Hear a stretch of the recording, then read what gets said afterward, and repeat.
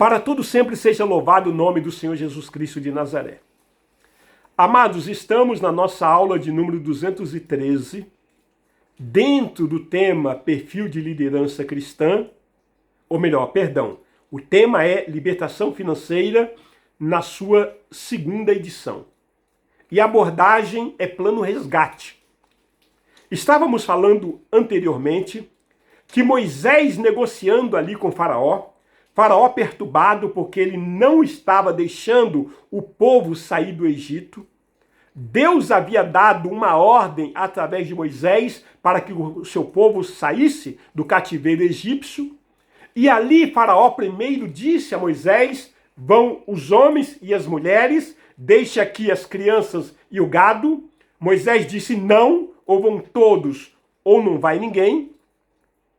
Moisés, voltando à presença de Faraó, Faraó disse: olha, vamos fazer o seguinte, vão os homens, vão as mulheres, vão as crianças, mas deixa aqui o gado. Moisés disse não, ou vão todos, ou não vai ninguém. E aí nós podemos perguntar, o que são animais?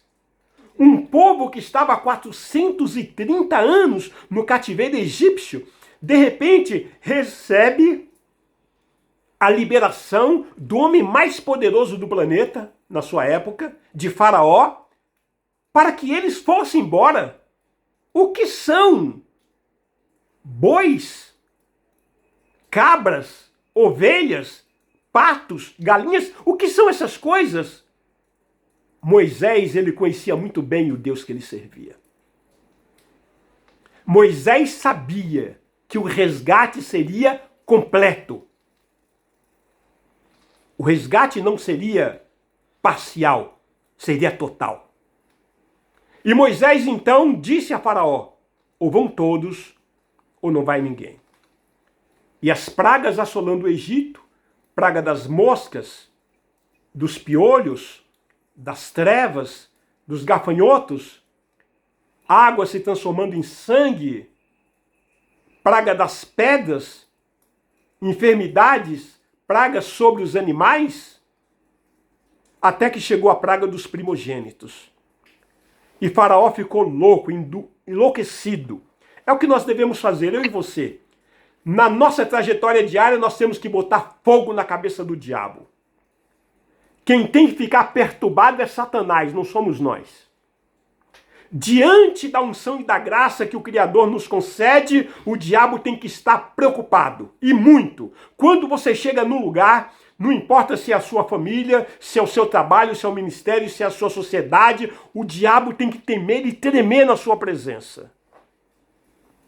Ele tem que estar perturbado e altamente incomodado. E não você preocupado com absolutamente nada. Então, amados, o que aconteceu foi que o povo hebreu deixou o Egito despojado. A palavra de Deus diz que nem uma unha ficou no Egito. Está escrito em Êxodo capítulo 10, versículo 26. E também os nossos rebanhos irão conosco. Nenhuma unha ficará, porque deles havemos de tomar para servir ao Senhor nosso Deus. E não sabemos com que havemos de servir ao Senhor, até que cheguemos lá. Queridos, a Bíblia diz que o Egito ficou despojado. Nesse texto diz que nenhuma unha ficou. O que foi que eles levaram? Eles levaram ouro, prata e bronze, em pagamento de 430 anos de salários atrasados. O Egito ficou despojado, é o que podemos conferir em Êxodo capítulo 12, versículos 35 e 36. Fizeram, pois, que os filhos de Israel, conforme a palavra de Moisés, e pediram aos egípcios objetos de prata e objetos de ouro e roupas. E o Senhor fez que seu povo encontrasse favor da parte dos egípcios, de maneira que estes lhes davam o que pediam e despojaram os egípcios. Ah, queridos, o texto diz que despojaram, ficou saqueado. João capítulo 10, versículo 10 diz que o ladrão vem somente para roubar, matar e destruir. E Jesus então diz: eu vim para que tenham vida e a tenham em abundância. Amados, eu louvo a Deus porque nos últimos tempos o Senhor tem nos dado entendimento. O Senhor tem aberto a estaca da nossa mente e Ele tem nos dado pleno entendimento da sua palavra. É prosperidade. O maior interessado em que você seja pobre é o diabo. Pois ele sabe que ninguém ouve o pobre. Já falamos isso em ministrações anteriores e voltamos agora a repetir. O texto que está escrito em Eclesiastes, no capítulo 9, versículos 15 e 16.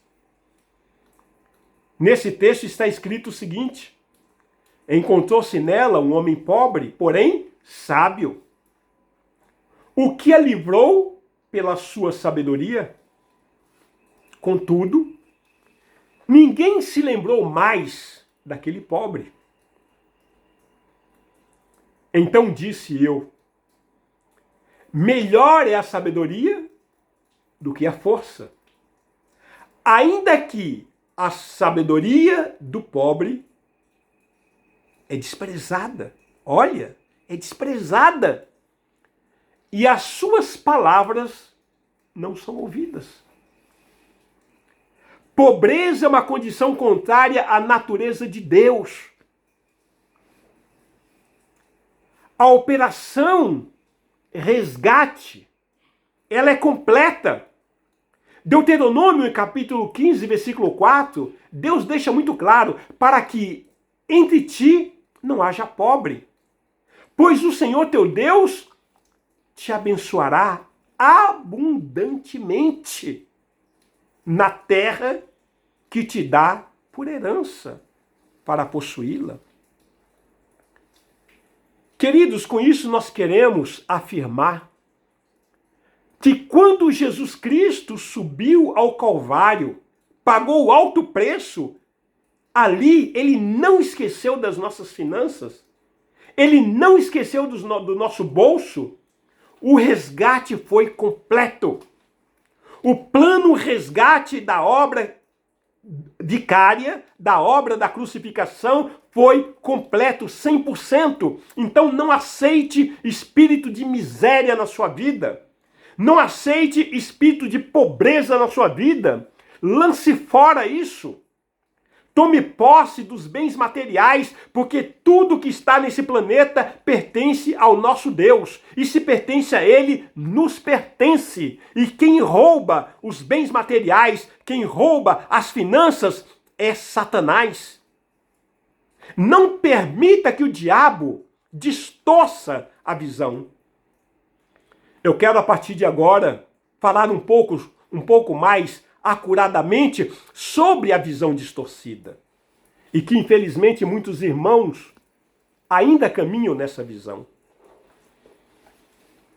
Queridos, Satanás, ele tenta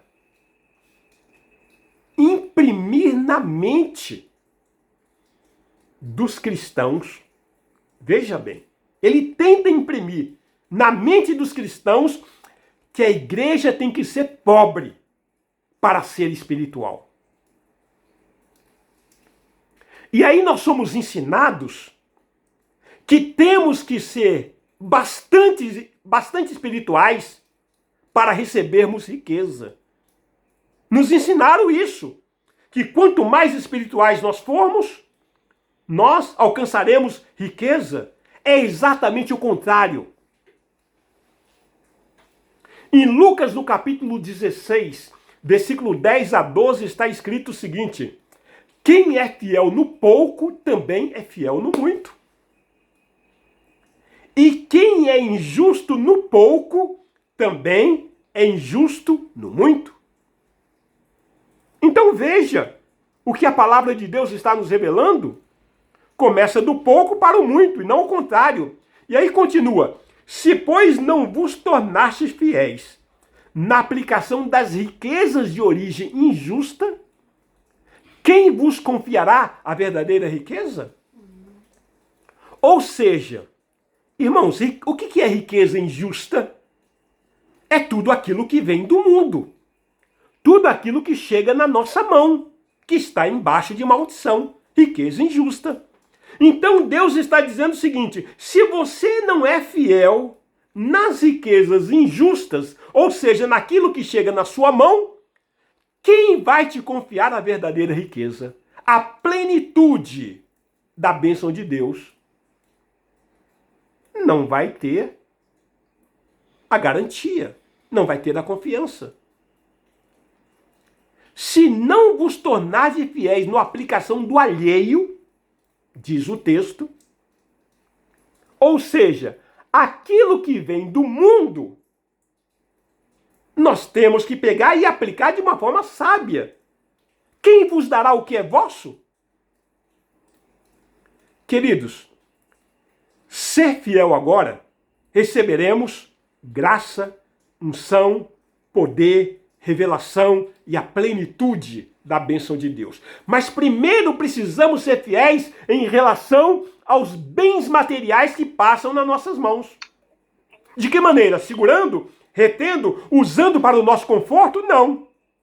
Abrindo mão e liberando, semeando. É assim que acontece. Quanto mais você retém, quanto mais você segura, quanto mais você necessita, mais miserável você se torna. Essa é a regra. E aí Satanás, ele tenta negociar. E como que ele negocia?